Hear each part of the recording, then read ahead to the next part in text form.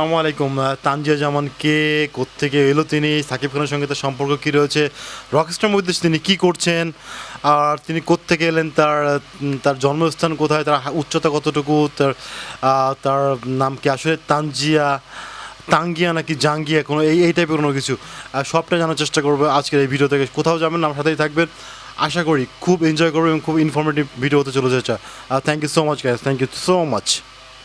আর যদি নতুন হয়ে থাকেন অবশ্যই চ্যানেলটাকে সাবস্ক্রাইব করে রাখবেন আর বেল বাটন আইকনে একটা স্লাইটলি ক্লিক করে রাখবেন। Thank you. হ্যালো, আসসালামু আলাইকুম গাইস। তোমরা সবাই কেমন আছো? আশা করি ভালোই আছো।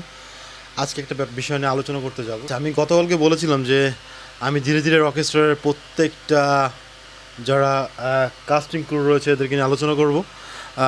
আজকে তার ব্যতিক্রম না। আজকে আমি আলোচনা করতে যাব হচ্ছে গিয়া তানজিয়া জামান মিথিলাকে নিয়ে। আর মিথিলা কে, কোত্থেকে এলো, কীভাবে তার এই যাত্রা শুরু হলো, সবটাই জানানোর চেষ্টা করবো তোমাদেরকে। আশা করি ভিডিওটা ইনফরমেটিভ হবে, তোমাদের সবার খুব ভালো লাগবে, সাথেই থাকো। প্রথমেই বলে নিই, তানজিয়া জামান মিথিলা হচ্ছে বাংলাদেশের একটা জনপ্রিয় মডেল এবং চলচ্চিত্র অভিনেত্রী হিসেবে রয়েছেন। তানজিয়া জামানের জন্ম তারিখ হচ্ছে 1992 সালের 31শে জানুয়ারি মাগুরা জেলাতে। আচ্ছা, মিথিলা প্রথমে হচ্ছে গিয়ে আলোচনা আসেন 2019 সালে, যখন তিনি মিস সুপার ন্যাশনাল বাংলাদেশ খেতাব অর্জন করেন। ঠিক তখনই, যদিও তিনি আন্তর্জাতিক প্রতিযোগিতায় অংশ নেওয়ার সুযোগ পেয়েছিলেন, ব্যক্তিগত কারণে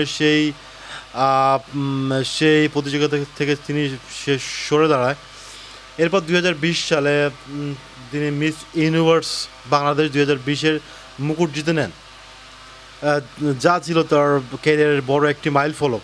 তার পরিকল্পনা ছিল মিস ইউনিভার্স 2020 প্রতিযোগিতায় বাংলাদেশে প্রতিনিধিত্ব করা,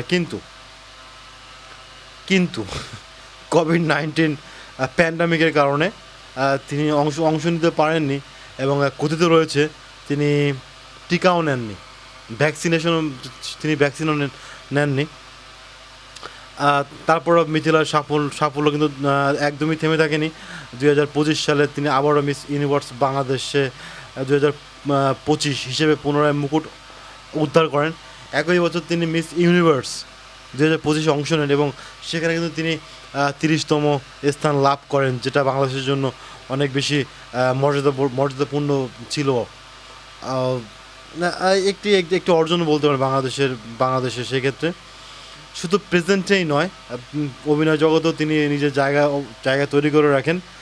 তিনি 2021 সালে কিন্তু বলিউডে অভিনয় করেন, যেটার নাম ছিল হচ্ছে Rohingya people from know where.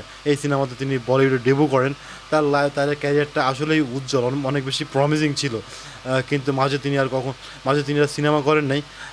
Finally আমাদের সবার প্রিয় সাকিব খানের সঙ্গে তিনি রকস্টারে অভিনয় করার সুযোগ পাচ্ছেন আর কি।